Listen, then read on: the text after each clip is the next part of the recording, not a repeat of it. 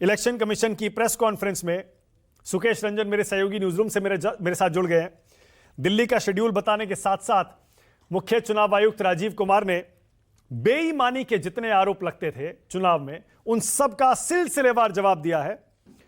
सुकेश, आपको हैरानी हुई जब आज इस प्रेस कॉन्फ्रेंस की शुरुआत ही राजीव कुमार ने अपने ऊपर या चुनावी प्रक्रिया पर लगे आरोपों का जवाब देने से की? सुकेश, नहीं, मुझे लग रहा था कि इसका जवाब देंगे। देखिए, टेस्ट ऑफ नर्व्स है कि आप कब तक आप पे आरोप लग रहे हैं, कब तक आप उसको सहन करोगे या उसको जवाब दोगे। ये मौका था जब उन्होंने दिल्ली के चुनाव की घोषणा करनी थी, तो उसके साथ दो चार जो बहुत प्रोमिनेंटली उठ रहे सवाल थे उनका जवाब देना उन्होंने ठीक समझा। उन्होंने अभी हाल में जो दिल्ली के संदर्भ में कहा गया है कि बहुत सारे नाम कटवाए जा रहे हैं, लगातार यह आरोप आम आदमी पार्टी चुनाव आयोग पे लगा रही है, भाजपा पे लगा रही है। दरअसल चुनाव आयोग जाकर उन्होंने कंप्लेन भी की थी और वो लगातार दबाव बनाने की कोशिश कर रहे हैं कि आखिर ये डिज़ाइन के तहत तो नहीं हो रहा है। और उसको वो जोड़ रहे थे कि महाराष्ट्र में ये हुआ, हरियाणा में ये हुआ, वहाँ लोगों ने होने दिया, पॉलिटिकल पार्टी उसको रोक नहीं पाई, हम इस पे हल्ला मचाएंगे और इसको रुकवाएंगे। तो उसका जवाब दिया है।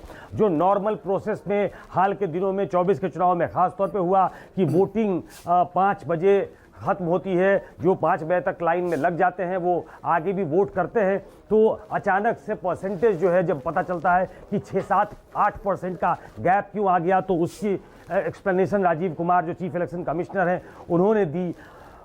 ईवीएम से छेड़छाड़ की बात पे कई बार इलेक्शन कमीशन अपना जवाब दे चुका है, उसको फिर से डिटेल में जाकर बताने की कोशिश की। तो वो एक तरीके से जो भी एप्रीहेंशंस हैं उसका जवाब दे रहे थे और ये मौका था, मुफीद मौका था। उनका ये आखिरी प्रेस कॉन्फ्रेंस भी है। वो पिछले 5 साल से लगातार चुनाव उन्होंने कराए हैं और वो इस नोट पे इस पद को छोड़ना चाहते हैं कि हम पे जो आरोप लगे हैं उसका हमने माकूल जवाब दे दिया है। लेकिन 5 तारीख और 8 तारीख ये उन्होंने जो आखिरी में घोषणा की है कि दिल्ली के लिहाज से बहुत इंपॉर्टेंट है। देखिए, यहाँ राजनीतिक युद्ध पहले शुरू हो चुका है, अब जो है उसकी ऑफिशियल अनाउंसमेंट हो गई, आधिकारिक घोषणा आज हुई है। आपको हम सबको मालूम है कि पिछले करीब 1 हफ्ते से जिस तरीके से एक गर्मी है, आप देख रहे होंगे जैकेट स्वेटर पहन के मफलर लगा के आपको हम खड़े दिख रहे हैं न्यूज़ रूम में, लेकिन जो बाहर है वह बहुत ठंड है दिल्ली में।